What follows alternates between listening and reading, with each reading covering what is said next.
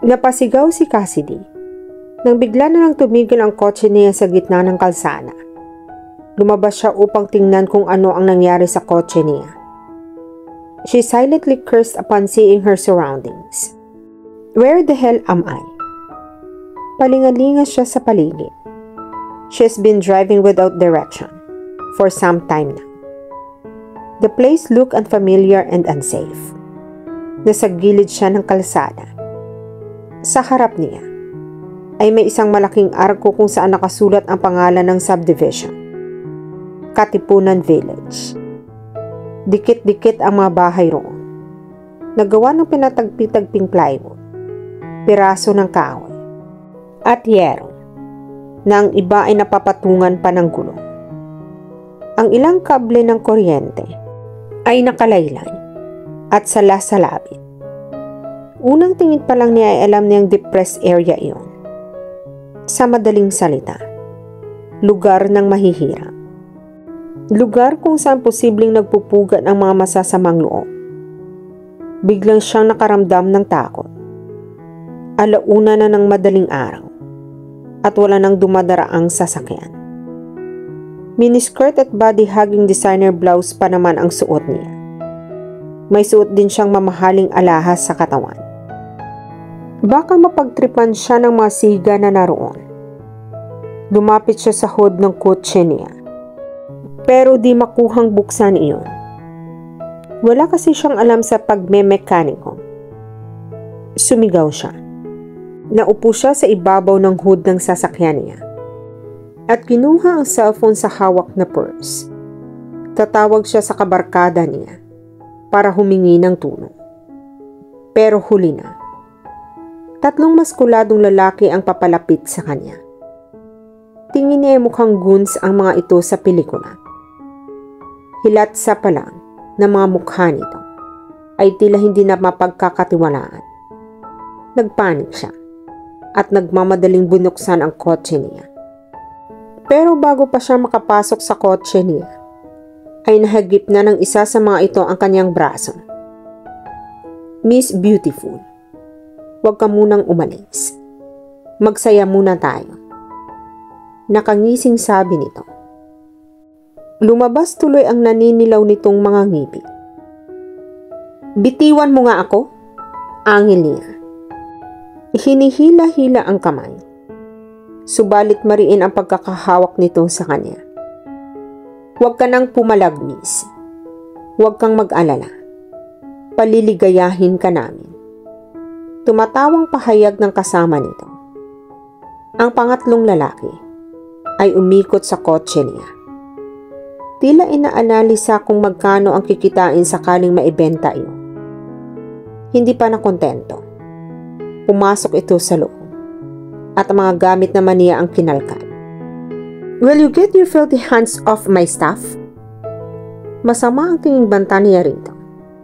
He was opening her favorite Chanel bag. Tama na yung kaartihan mo, miss. Oras na para sa laro natin. Anang nang may hawak sa kanya. Pilit siya nitong dinala at sinandal sa hood ng kotse. Papalapit ng papalapit ang mukha nito sa kanya. This is so gross. Hindi siya makapapayag ng mabahong bibig ng pangit na lalaking ito. Ang makakuha ng first kiss niya. Gamit ang buong lakas, ay sinipa niya ang private part nito. Pagkatapos ay nagmamadali siyang tumakbo habang humihingi ng saklolo. Binibilisan ni Lian ang pagmamaneho ng jeep. Madaling araw na pero pauwi pa lang siya sa bahay nila. Pagkatapos siya kasing mag-ayos ng marami-rami ring sasakyan sa talyer, na pinapasukan ay dumiretso na siya sa pagmamasada. Kailangan niyang kumita ng maayos, dahil siya ang nagtataguyod sa pagpapaaral ng kapatid niya. Simula nang mamatay ang mga magulang nila, 3 buwan na ang nakakaraan. Siya nang umako sa pagtustos ng mga gastusin at pangangailangan nilang magkakapatid. 16 na taong gulang pa lang ang nakababatang kapatid niyang si Clara. Nang maisip ito, ay bahagya siyang nakaramdam ng hiya sa sarili. Kung malaki sana ang sweldo niya, hindi ito masyadong nahihirapan. Paliko na siya papasok ng village nila Umas tamang sabihin na lugar na iniskwata nila nang bigla na lang may humarang sa daan. Bigla siyang napaapak sa preno. Nasubsob tuloy siya sa manibela. Dali-dali siyang bumaba ng jeep para sitahin ang kung sino mang tanga-tanga na may balak yatang idamay siya sa plano nitong pagpapakamatay. Pero natigilan siya nang bigla na lang itong tumakbo papalapit sa kanya at nagtago sa likuran niya. "Help me please." Nangangatalang boses na pakiusap nito. Noon niya napagtuunan ng pansin na may pinagtataguan nito. Napamura siya nang makilala ang humahabol sa babae. Ang grupo ni Bato. Ang maraming kaso ng gang rape at pagnanakaw sa kanilang lugar ay sa grupo nito ibinibintang. Hindi nakukulong ang mga ito dahil may backer umanong pulis. Bakit ba kailangan niya pang makatagpo sa mga ito? Pag minamalas ka talaga. Nanginginig si Cassidy sa takot sa mga lalaking humahabol sa kanya. Parang gusto niyang pagsisihan ang umalis pa siya sa bahay nila. Kung di siya naglayas, wala siya sana sa squatter area na iyon. At hindi niya nakatagpo ang mamukhang pugitang katawan. Nanginginig ang mga tuhod niya. Parang bibigay na anytime sa nervyos. Mabuti na lang at dumaan ang jeep. Kahit na muntik pa siyang masagasaan niyon. Hindi niya namalayang napahigpit na ang kapit niya sa t-shirt ng driver. Kailangan niyang gawin iyon para hindi matumba. Nararamdaman niya na hindi masamang tao ang jeepney driver kahit galit ang itsura nito. Sigurado siyang ipagtatanggol siya nito. Nakapalibot na sa kanila ang mga kalaban. Hinaklit ng isa sa mga lalaki ang kaliwang braso niya. "Walang hiya ka," she snapped. She hit him in the chins. Napauklo ito, subalit agad ding nakabawi at gayak na sasampalin siya. Pero hinila siya pabalik ng lalaking kanina lang ay kinakublian niya. "Walang hiya. Huwag kang makialam. Sinisira mo ang diskarte namin." Bulyaw ng gustong maghalik sa kanya kanina. Inundayan nito ng suntok ang driver. Pero mabilis na umiwas ito. Napanganga siya sa galing ng lalaki sa pakikipagrambulan. Pinilipit nito ang braso ang huling lalaking nakatayo. At malakas itong sinipa sa binti. Kitang-kita ni Cassidy kung paano napangiwi sa sakit ang Herodes. "Buti nga sa iyo," sigaw ng isip niya.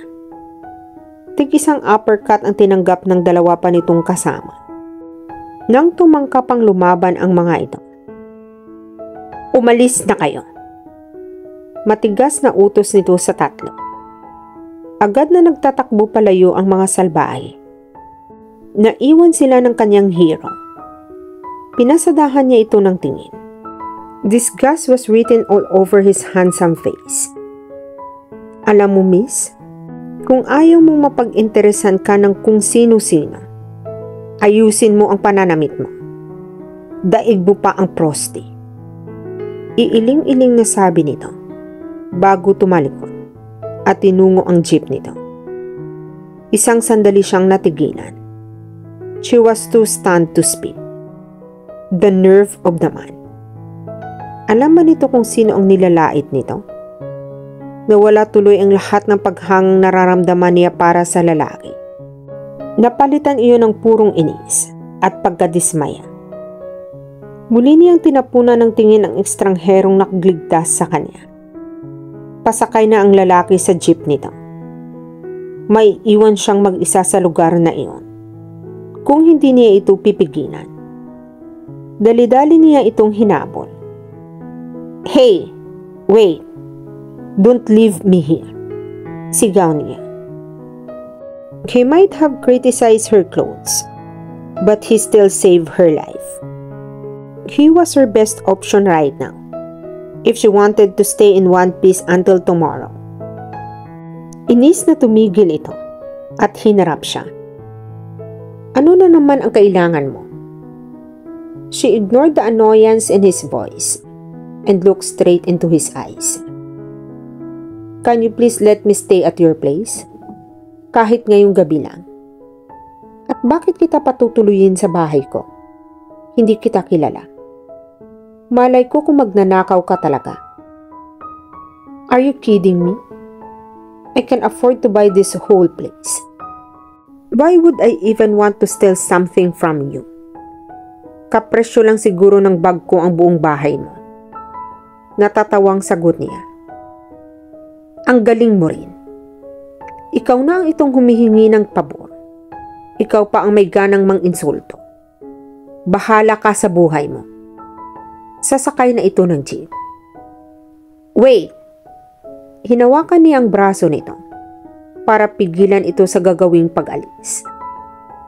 Please, those dickheads might come back. Just for the night. I promise, I'll pay you. Pagmamakaawa niya. Sana ay makuha ito sa pagpapaawa niya. Nakahinga siya ng maluwang nang tumango ito. Kung naawa man ito sa kanya, o nasilaw sa ibabayad niya, ay wala siyang pakialam. Kahit ano pa ang dahilan nito. Ang mahalaga ay batid niyang mapagkakatiwalaan niya ang lalaki. Hindi ito ang tipo ng mananamantala. Ang tanging gusto niya ng mga oras na iyon ay makaalis sa madilim at delikadong lugar na iyon. Agad siyang sumakay sa jeep ng lalaki. Nang buhayin nito ang makina. Teka, ano pang gusto mo? Iritadong bumaling ito sa kanya. Ang kotse ko. Naiwan ko doon malapit sa entrance ng village. May sira yata. Ayaw umandar. Tiningnan siya ng lalaki na parang 2 pulgada lang ang taas niya. Natila siyang pinakatangang tao na nakaharap nito. Asaan ang susi? Tanong nito. Naiwan ko sa loob. Tumawa ito ng mapakla. Nabuhat na iyon ng mga carnappers.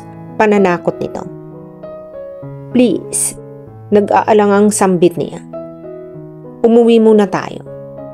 Mamaya ko na babalikan ang kotse mo. Malapit na dito ang sa amin. Thank you. Ang tanging sagot niya. Sinulya pa ni Lian ang katabing babae sa unahan ng jeep. Para itong mamahaling manika. Maputi at makinis ang balat. Mamula-mula ang mahabang bato. Tansya niya ay wala itong 5'3", pero talagang maganda ang hubog ng katawan. Napangiwi siya nang magpangmasdan ang suot nito. Halatang mamahalin. Oo, pero ayaw niya sa mga babaeng masyadong revealing manamit. Pagkatapos magtataka at magrereklamo habang nabastos. Magbibigay-bigay ng motibo pagkatapos ay aangal kapag napansin. Ang dapat sa iyo ay barilin sa luneta. Palagi ka na lang nagpapakabayani. Kutsa niya sa kanyang sarili. Muli niyang tinapunan ng sulyap ang magandang estranghera. Nakatulog na pala ito. Dala na rin siguro ng pinakamasamang takot at pagod sa nangyari rito kanina. Para itong lantang gulay sa tabi niya. Mukha itong mamahalin, kahit saang anggulo niyang tingnan. Hindi ito bagay sa marumi at luma niyang jeep. At dito na po nagtatapos ang part 2 ng ating kwento. Sabay-sabay po nating abangan ang susunod na kabanata. Be good, be safe, and God bless po everyone.